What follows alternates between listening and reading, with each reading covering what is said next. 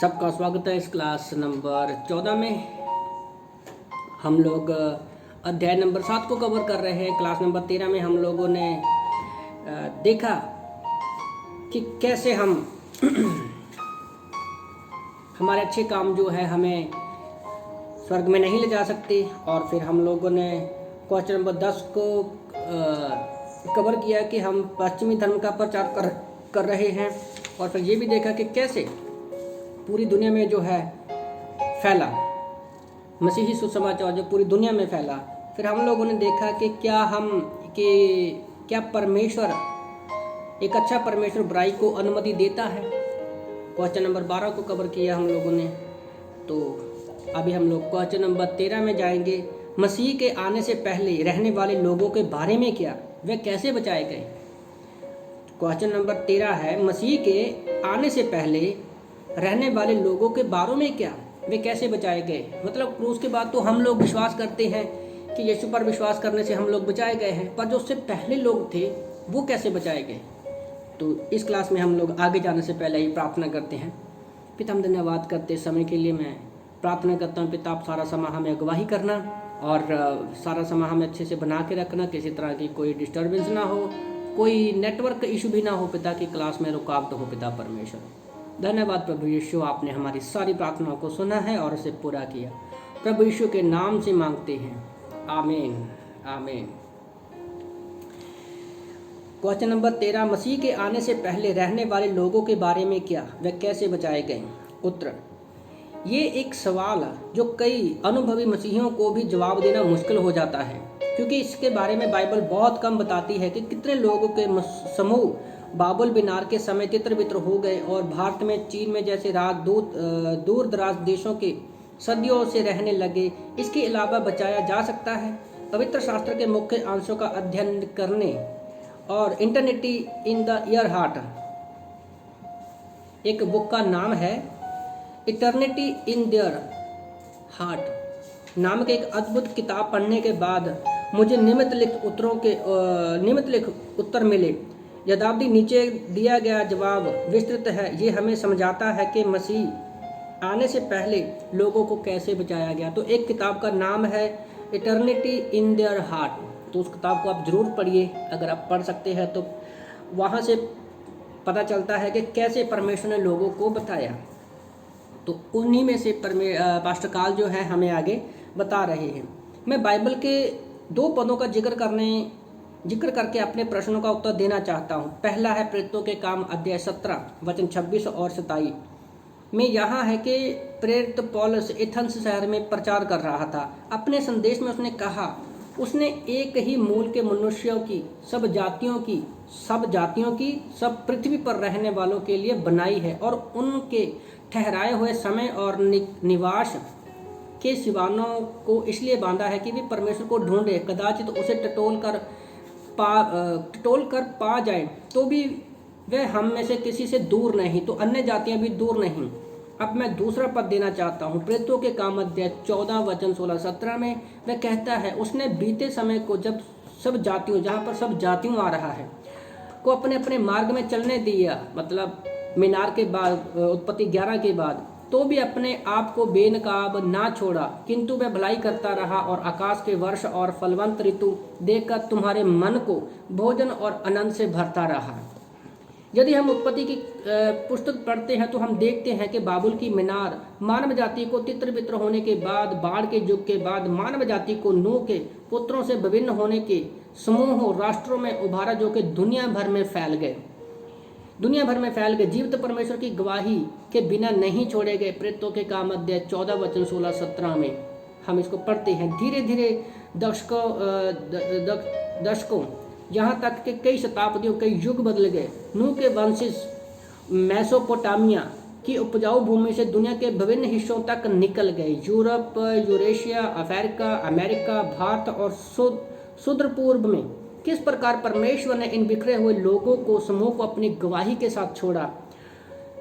तो वचन रोमियो 18:25 और प्रेरितों के काम 14-16-19 के अनुसार हम पढ़ते हैं, सृष्टि के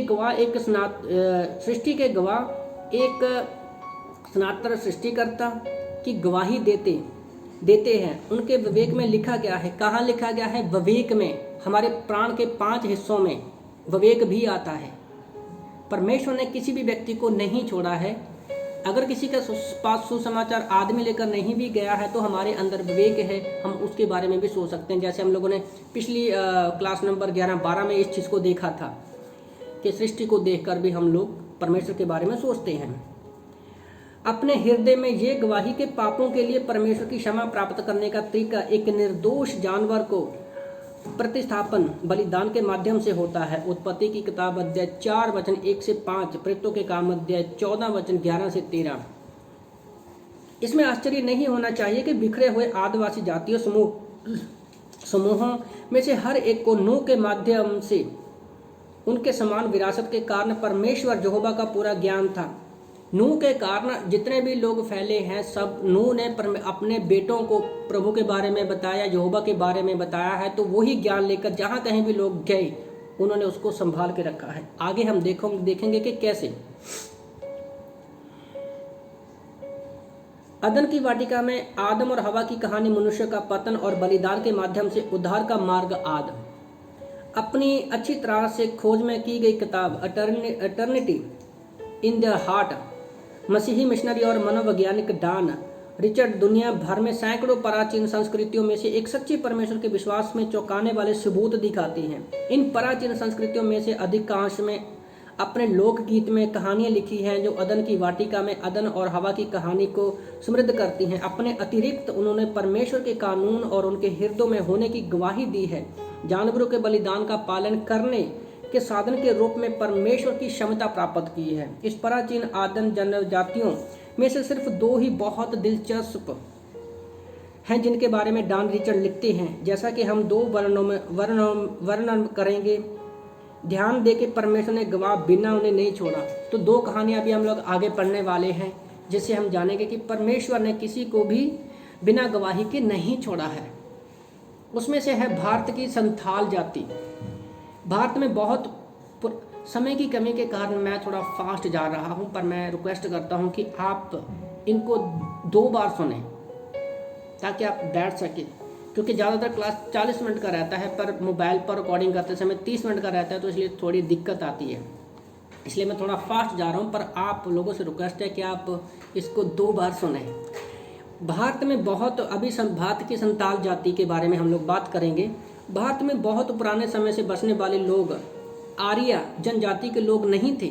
जैपेटिक यूरेशियन जो बाद में अपने वेदों के साथ आए, लेकिन पर शुरू की द्राविड़ जनजातियों लोग हेमिटिक द्राविडियन, जिनमें एक जाति का नाम था संथाल। 2000 ईसा पूर्व बाबल की मीनार के विनाश के बाद यीशु मसीह के 2000 साल पहले एक जनजातियों कबीले जो संथाल मेसोपोटामिया से चले और उत्तर पूर्व भारत के क्षेत्र में बस गए। आज 25 लाख से अधिक संथाल भारत के झारखंड, उत्तरी उड़ीसा और पश्चिमी बंगाल के क्षेत्रों में रहते हैं। संथाल ने अपने आदिवासी लोक कथाओं 4000 वर्षों के दिनांक में परमेश्वर में एक प्राचीन खाते को आश्चर्यजनक रूप से सुरक्षित रखा हुआ है। उत्पत्ति की बाइबल की कहानी को अविश्वसनीय रूप से सम्मिलित करता है। संथालों के अनुसार उनका एक लोकगीत है।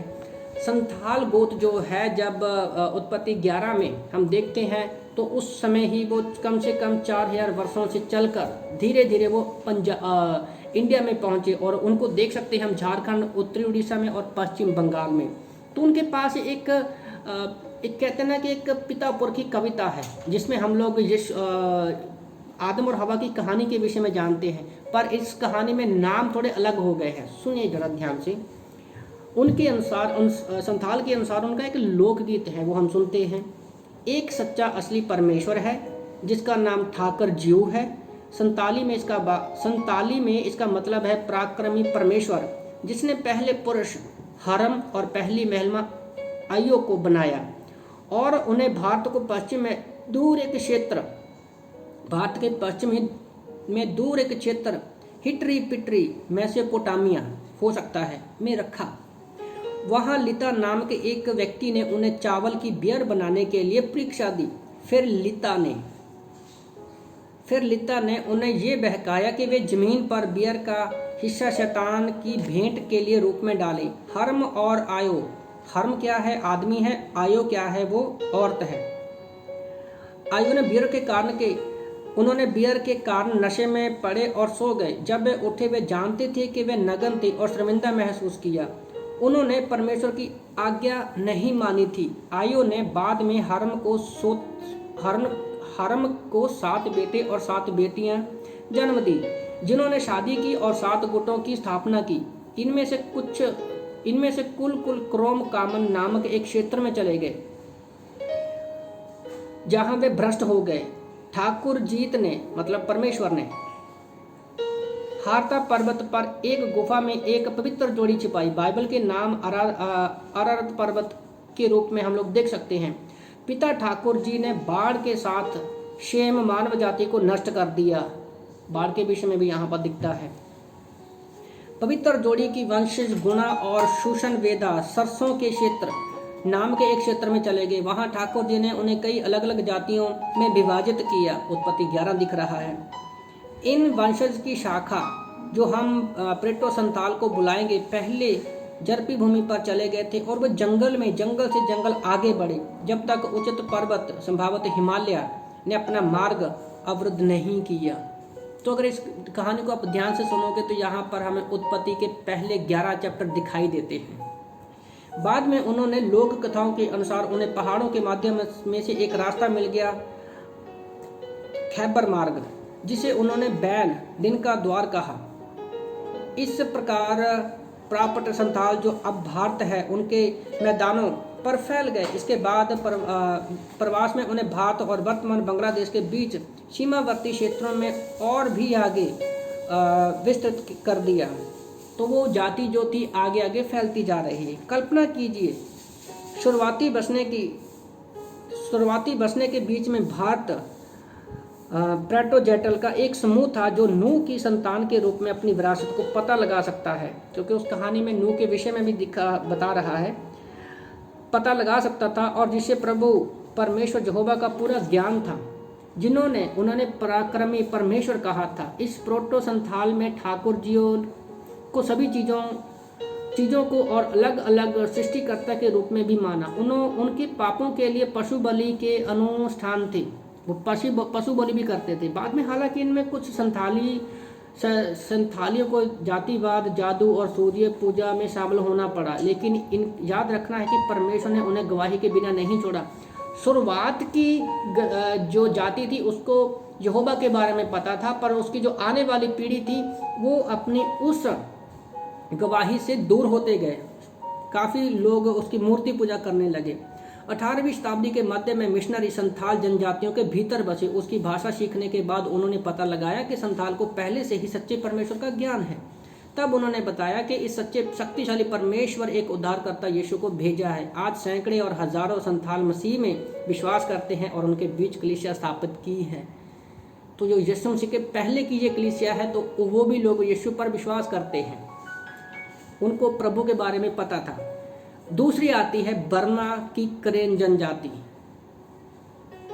20 लाख मजबूत। ये दूसरी कहानी है कि कैसे परमेश्वर ने यीशु से पहले जो है जातियों पर अपनी गवाही छोड़ी है।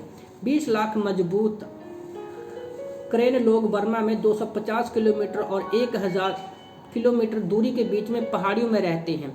अभी लगभग 4000 वर्षों तक उन्होंने एक सच्चे और सर्वोच्च परमेश्वर में एक प्राचीन और दृढ़ विश्वास किया गया है। उसका नाम है यहोवा। इसके बारे में सोचो, एक बर्मा का आदिवासी समूह जो जेरूशलम से लगभग 4000 मील की दूरी पर रहता है। 4000 मील, एक मील में कम से कम 2.5 से 3.5 किलोमीटर होता है। तो उन्होंने 4000 मील जो है जेरूशलम से चलकर वो पहुँचे बर्मा में। वे सच्चे परमेश्वर के बारे में जानते हैं। जवाब, वे नूह के परिवार के वंशज थे। आमीन। जो प्रभु यहोवा के परमेश्वर के पूर्ण ज्ञान को अपने साथ लेकर आए। जब उन्होंने बर्मा के हजारों मील यात्रा किया था। सबसे प्रसिद्ध करेन के भजनों में कुछ को सुनते हैं। उनके कुछ भजन हैं, उनमें हम लोग देखते हैं जो यहोवा के बारे में लिखते हैं।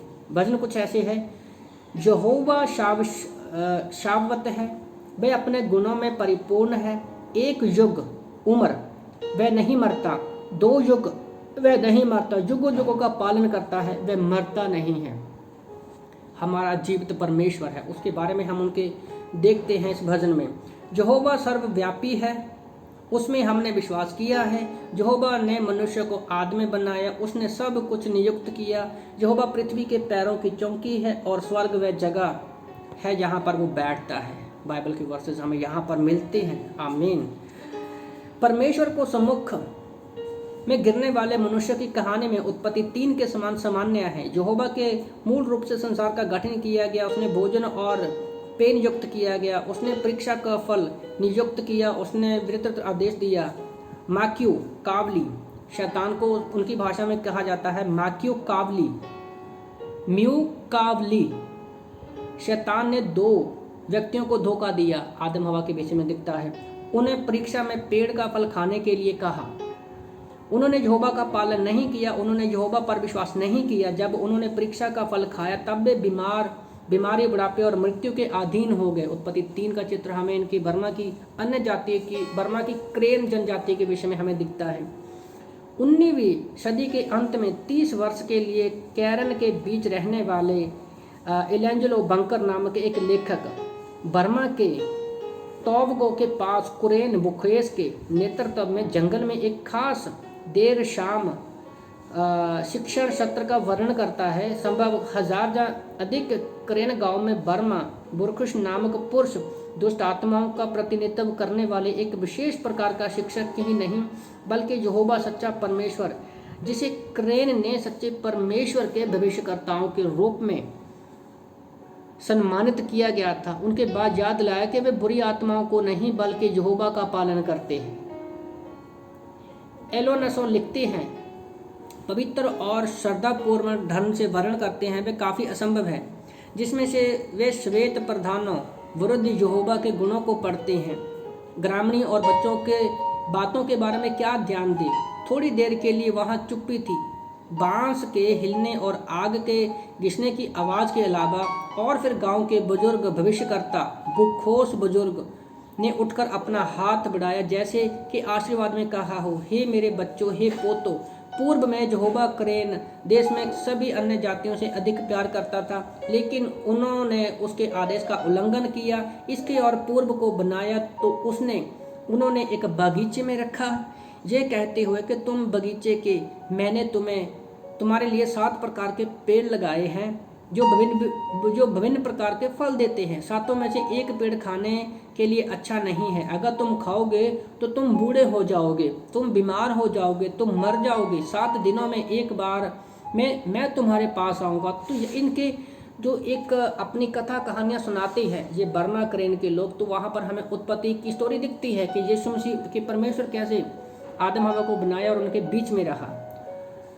कुछ समय बाद अभी शैतान एंट्री कर रहा है। उत्पत्ति 3 में हम लोग पहुंच रहे हैं। इनकी कहानी के अनुसार माऊ कावली शैतान उस पुरुष और स्त्री के पास आया। उसने कहा, तुम यहाँ क्यों हो? उन्होंने उत्तर दिया, हमारे पिता ने हमें यहाँ रखा है, आप यहाँ क्यों खाते हो?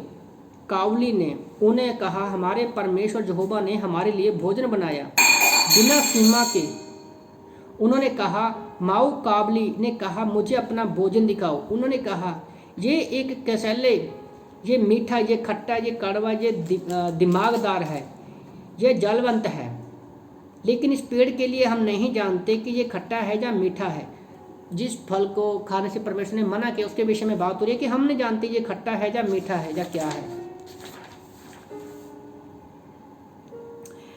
तब म्यू कावली ने कहा, ऐसा नहीं मेरे बच्चों, आपके पिता का दिल आपके साथ नहीं है और ये अच्छा और मीठा है। यदि आप इसे खा लोगे तो आपके पास चमत्कारी शक्तियाँ होंगी, आप स्वर्ग में चढ़ने के सक्षम हो जाएंगे। मैं तुमसे प्यार करता हूँ और मैं आपको सच कहता हूँ कि और कुछ नहीं छिपाता। यदि आप मुझ पर विश्वास नहीं करते तो फल ना खाओ। अगर आप फल को परीक्षा के रूप में खाओगे तो आप सभी कुछ जान लोगे। तो यहाँ पर हम देखते हैं कि कैसे शैतान ने उनको फल खाने के लिए उकसाया। अगली सुबह यहोवा उनसे मिलने आया। तो उसके बाद हम देखते हैं कि उन्होंने फल को खाया और वो लालच में उन्होंने शैतान की आवाज़ सुनी और वो जोर जोर से हंसने लगा। अब हे और पुरुष मिलना, तुमने विजय प्राप्त की है, तुमने मेरी आवाज़ सुनी और मेरी बात को माना। शैतान अगली सुबह यहोवा उनसे मिलने आया तो हमेशा की तरह स्तुति के गीतों के साथ उसका पीछा नहीं किया। वह उनके पास गया, तुमने पेड़ का फल क्यों खाया जिसे मैंने तुम्हें खाने से मना किया था। उसके बाद परमेश्वर ने उन्हें क्या है, श्राप दिया। तो आज हम समय की कमी के कारण मैं कहानी को पूरा नहीं पढ़ रहा हूँ, पर मैं एक सिंपल शब्द में यहाँ पर पास्टर काल बता रहे हैं कि संथाल की कहानी के द्वारा और करेन वासियों की कहानी के द्वारा कि कैसे उनकी सभ्यता में ये कहानी जो है हमें वो मिलती है। और इस तरह से बहुत सारी कहानियाँ जो हैं हमें देखने को मिलती हैं। तो इसी तरह से डॉन रिचर्ड दुनिया भर के सैकड़ों संस्कृतियों में से परमेश्वर पर विश्वास से सख्ती से सबूत दिखाते हैं।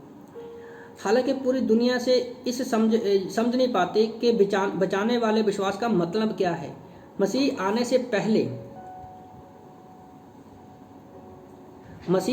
से पहले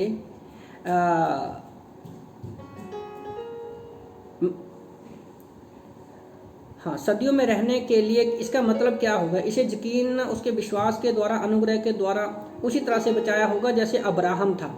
पवित्र शास्त्र परमेश्वर विश्वास के द्वारा अन्य जातियों को धर्मी ठहराया। अब्राहम पहले से ही सुसमाचार का प्रचार करेगा और कहेगा, और पवित्र शास्त्र ने पहले ही ये जान लिया था कि परमेश्वर अन्य जातियों को विश्वास से धर्मी ठहराएगा। पहले से ही अब्राहम ने सुसमाचार सुना दिया था कि तुम सब जातियों आशीष पाओगे जो विश्वास करने वाले हैं।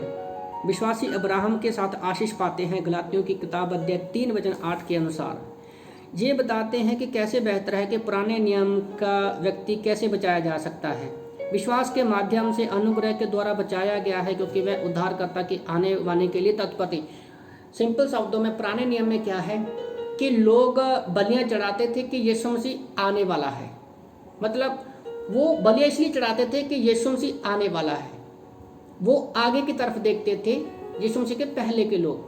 पर यहाँ पर क्रूस हो जाता है तो हम ये जो लोग हैं यीशु मसीह के बाद वाले आज की जो जनरेशन है, तो हम क्या है, पीछे देखते हैं। फॉर एग्जाम्पल ये क्रूस है, तो अन्य जातियां जो थी वो इसको देखते हुए क्या थे, बलियां चढ़ाते थे कि विश्व आने वाला है। तो इसी विश्वास के द्वारा वो सब लोग धर्मी ठहरे। और हम लोग जो हैं, जब हम पीछे की तरफ देखते हैं कि ये क्या है, यीशु ने हमारे लिए क्या है, संपूर्ण कार्य पूरा कर दिया है। प्रेरितों के काम अध्याय 17 वचन 30-31 में, इसलिए परमेश्वर अज्ञानता के समय आनाकानी करके अब हर जगह सब मनुष्यों को मन फिराने की आज्ञा देता है, क्योंकि उसने एक दिन ठहराया है जिससे वह उस मनुष्य के धर्मों को जगत का न्याय करेगा, जिससे उसने ठहराया है। उसे मरे हुए में से जिलाकर ये बात प्रमाणित कर दी है। ओके, लास्ट क्वेश्चन है, 14वां क्वेश्चन है। हम जानेंगे कि उन लोगों के बारे में क्या जिन्होंने खुद यीशु के बारे में नहीं सुना। उन लोगों के बारे में क्या जिन्होंने कभी यीशु के बारे में नहीं सुना। कोई बात नहीं, हम क्या जानते हैं कि किस विषय पर बात हो रही है। ये सवाल हमेशा सामने आता है कि कई बार परमेश्वर से किसी व्यक्ति को जिम्मेदारी के व्यक्ति को राहत देने के लिए कहा जाता है। ध्यान दे रखना चाहिए, हालांकि इस प्रश्न का उत्तर ये निर्धारित नहीं करता कि मसीही धर्म है या नहीं। ये मामला पहले से ही यीशु मसीह के मरे हुए में से जीतने के द्वारा हल किया गया है।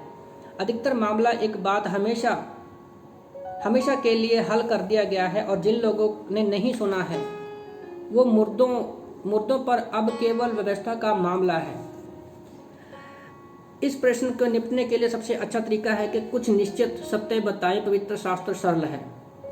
आप इस प्रश्न का उत्तर नियमानुसार दे सकते हैं। बाइबल बहुत स्पष्ट है कि बिना यीशु मसीह के कोई भी पिता के पास नहीं जा सकता। यूहन्ना 14:6 में भी हम पढ़ सकते हैं। हम मानते हैं कि हर एक व्यक्ति पश्चाताप करने का मौका मिलेगा।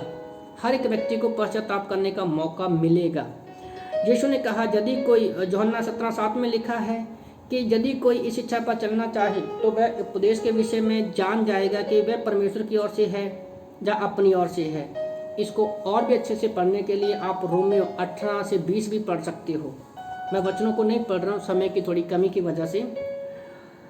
हम पवित्र शास्त्र मनुष्य की वास्तव में उसके पास जाने की तरह उसकी खोज नहीं कर रहा। कोई समझदार नहीं, कोई परमेश्वर का खोजने वाला नहीं। रोमियो की किताब अध्याय 3:11। इसलिए हम परमेश्वर के पास ऐसा कोई मामला नहीं है कि वह अपने वचनों को ऐसे व्यक्ति के पास जाने से मना कर दे जो सच्चाई को पूरे दिल से खोज रहा है। हम ये भी जानते हैं कि परमेश्वर की इच्छा है कि कोई भी नष्ट ना हो, लेकिन सभी को पश्चाताप करना चाहिए। दूसरा पत्रस अध्याय 3 वचन 9। इससे पता चलता है कि परमेश्वर उन लोगों की भी परवाह करता है जिन्होंने सुसमाचार को नहीं सुना है। उसने अपने इकलौते बेटे को उसके स्थान पर मरने के लिए भेज दिया और प्रदर्शित किया। जब हम पापी ही थे, मसीह हमारे पापों के लिए मरा। रोमियो 5:8 में बाइबल सिखाती है कि परमेश्वर न्यायपूर्ण और धार्मिकतापूर्ण रूप से न्याय करेगा, क्योंकि प्रेरितों के काम हम पढ़ सकते हैं कि उस दिन जगत का न्याय करेगा। इसका मतलब ये है कि सभी तथ्य होंगे तो परमेश्वर का नाम सिद्ध हो जाएगा और कोई भी उसमें अनुचित उपरता का आरोप नहीं लगा सकेगा। हालांकि हमें ये नहीं पता कि हम उन लोगों जिन्होंने यीशु के बारे में नहीं सुना है से निपटने के लिए विशेष रूप से कुछ करेगा, लेकिन हम ये जानते हैं कि उसका निर्णय निष्पक्ष होने वाला है। ये तथ्य केवल उस व्यक्ति को संतुष्ट करना चाहिए जो आश्चर्य करता है, जो परमेश्वर उन लोगों से कैसे निपटेगा जिन्होंने कभी यीशु मसीह के बारे में नहीं सुना। बाइबल स्वयं ही इस तथ्य की गवाही देता है कि कोई होगा जिसे पृथ्वी पर हर एक व्यक्ति सुनेंगे और जवाब देंगे। प्रकाशित वाक्य अध्याय 5 वचन 9 के अनुसार, क्योंकि यीशु ने हमें मोल लिया है। बाइबल अध्याय 10 में हम पढ़ते हैं, 10 में पढ़ रहे हैं, ऐसे व्यक्ति का उदाहरण देती है जो आज के लोगों से भिन्न नहीं। उसका नाम कुरनेलियस है। वह एक बहुत ही धार्मिक व्यक्ति था जो लगातार परमेश्वर से प्रार्थना करता था। उसने यीशु मसीह के बारे में नहीं सुना था, लेकिन वह ईमानदारी से परमेश्वर से अपने आप को प्रकट करने के लिए कहता था।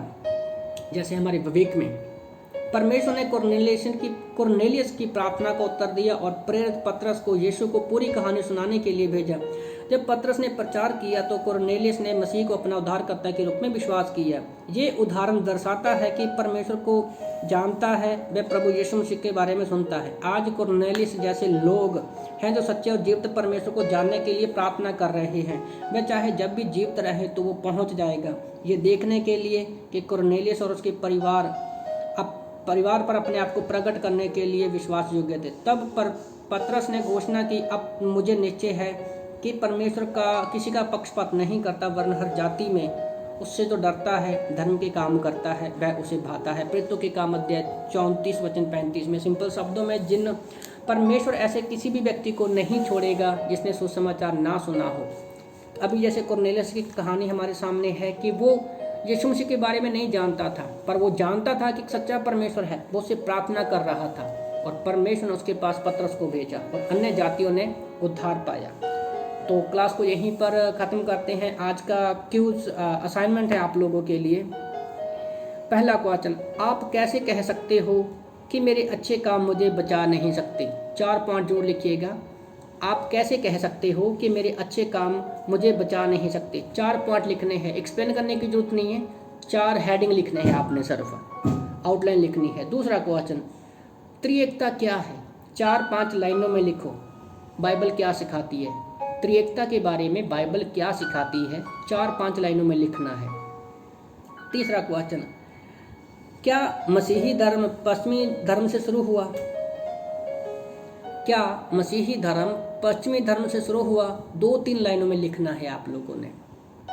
चौथा, इस अध्याय से आपने क्या सीखा?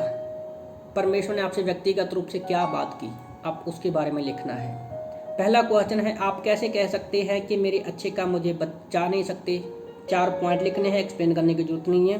दूसरा, बाइबल त्रिएकता के बारे में क्या बताती है? 4-5 लाइनें लिखनी है। तीसरा, क्या मसीही धर्म पश्चिमी धर्म से शुरू हुआ है? 2-3 लाइनों में लिख सकते हैं आप। और चौथा, आपने इस क्लास से क्या सीखा? 2-3 लाइनों में अपने विचार खुद के लिखे जो पर्सनल परमेश्वर ने आपसे बातें की। तो आइए हम प्रार्थना करते हैं। पिता, हम धन्यवाद करते हैं समय के लिए, धन्यवाद करते हैं कि क्लास में आपने हमें संभाल के रखा और आप सुनने वाले को भी आशीष करना। शैतान हमारे मनों से इन वचनों को ना चुराने पाए। आने वाली क्लासेस को भी आपके हाथों में देते हैं। प्रार्थना उद्धारकर्ता यीशु नाम से मांगते हैं, आमीन आमीन।